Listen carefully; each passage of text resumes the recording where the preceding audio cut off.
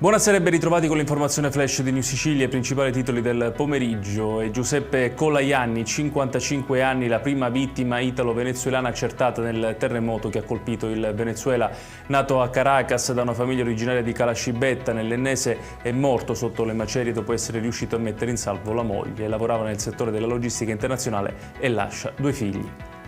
E sempre dal Venezuela sono ore di angoscia per la famiglia di Francesca Mannina, siciliana originaria di Balestrate nel Palermitano, della quale non si hanno più notizie dal 24 giugno. Secondo l'appello diffuso sui social, la donna stava cercando di uscire da un edificio dopo il crollo. I familiari chiedono a chiunque disponga di informazioni di mettersi in contatto con loro.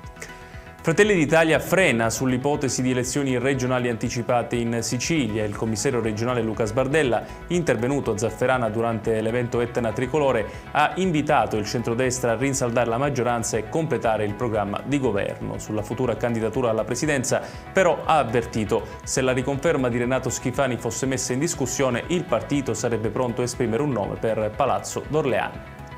Nuova attività effusiva sull'Etna nell'alto settore della Valle del Bove, a circa 3.000 metri di quota. L'INGV segnala una piccola colata lavica debolmente alimentata e una irregolare attività stromboliana al cratere Voragine. Il tremore vulcanico è in aumento, ma non risultano variazioni significative del suolo. L'aeroporto di Catania resta attualmente pienamente operativo.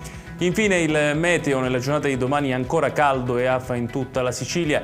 La Protezione Civile segnala però un rischio concreto di temporali che potrebbero abbattersi sull'isola. Diramata infatti allerta meteo gialla sull'intero territorio regionale. Ed è tutto per questa edizione. Tutti i dettagli su queste notizie li trovate come sempre sul nostro sito www.newsicilia.it. Grazie per averci seguito e buon proseguimento di serata.